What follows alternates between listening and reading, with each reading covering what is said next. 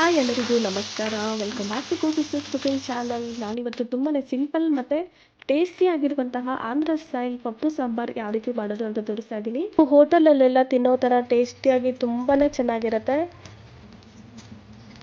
So ಇದನ್ನು ಯಾವ ರೀತಿ ಮಾಡೋದು ಅಂತ ನೋಡೋಣ. ನಾನಿಲ್ಲಿ ಒಂದು ಕುಕ್ಕರಲ್ಲಿ 1 ಕಪ್ ಆಗೋಷ್ಟು ತೊಗರಿಬೇಳೆ ತೊಗೊಂಡಿದ್ದೀನಿ. ಅದ್ರ ಜೊತೆಗೆ 1/4 ಕಪ್ ಆಗುವಷ್ಟು ಹೆಸರುಬೇಳೆ ತೊಗೊತಾ ಇದ್ದೀನಿ. ಸೊ ಇವೆರಡೂ ಹಾಕ್ಕೊಂಡು ಚೆನ್ನಾಗಿ ವಾಶ್ ಮಾಡಿ ಅದಕ್ಕೆ ಸ್ವಲ್ಪ ನೀರು ಹಾಕ್ಕೊಂಡು ಸ್ವಲ್ಪ ಅರಿಶಿಣ ಮತ್ತು 1 ಸ್ಪೂನ್ ಆಗುವಷ್ಟು ಎಣ್ಣೆ ಇದನ್ನು ಹಾಕ್ಕೊಂಡು ನಾವು ಇದನ್ನು 3 ವಿಜಿಲ್ ಬರೋವರೆಗೂ ನಾವು ಬೇಯಿಸ್ಕೊಬೇಕಾಗತ್ತೆ.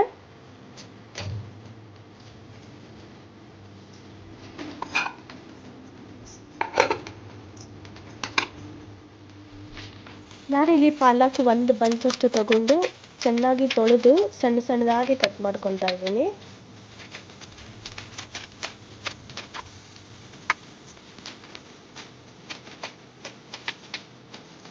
ನಾನಿಲ್ಲಿ ಒಂದು ಬಾಣಲಿಗೆ 4 ಸ್ಪೂನಷ್ಟು ಎಣ್ಣೆ ಹಾಕ್ಕೊಂಡು 1 ಸ್ಪೂನಷ್ಟು ಜೀರಿಗೆ 8 ರಿಂದ 9 ಕಟ್ ಮಾಡಿರುವಂತಹ ಹಸಿಮೆಣಸಿನಕಾಯಿ ಹಾಕ್ಕೊಂಡು ಫ್ರೈ ಮಾಡ್ತಾ ಇದ್ದೀನಿ.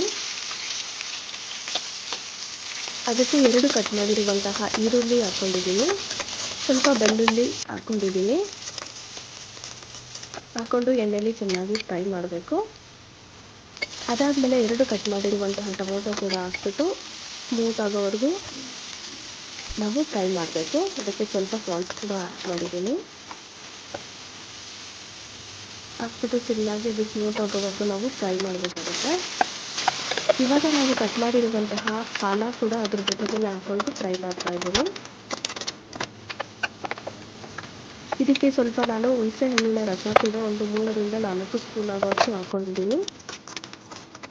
ಇದೆಲ್ಲನೂ ಹಾಕ್ಕೊಂಡು ನಾವು ಒಂದು 5 ಮಿನಿಟ್ಸ್ ಹಾಗೆ ನಾವು ಫ್ರೈ ಮಾಡಬೇಕಾಗುತ್ತೆ. ಅದಾದಮೇಲೆ ನಾವು ಬೇಯಿಸಿರುವಂತಹ ಬೇಳೆ ಕೂಡ ಅದ್ರ ಜೊತೆಗೆ ಹಾಕ್ಕೊಂಡು ಮಿಕ್ಸ್ ಮಾಡ್ಕೊಬೇಕು.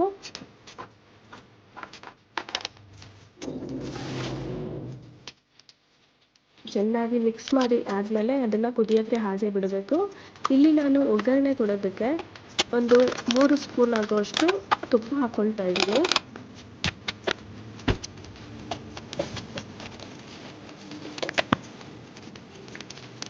ತುಪ್ಪ ಆದಮೇಲೆ ನಾನು ಸ್ವಲ್ಪ ಸಾಸಿವೆ, ಸ್ವಲ್ಪ ಕರಿಬೇವು, ಸ್ವಲ್ಪ ಒಣಮೆಣಸಿನ್ಕಾಯಿ ಇದೆಲ್ಲನೂ ಹಾಕ್ಬಿಟ್ಟು ಚೆನ್ನಾಗಿ ತುಪ್ಪದಲ್ಲಿ ಚೆನ್ನಾಗಿ ಫ್ರೈ ಮಾಡಬೇಕಾಗುತ್ತೆ.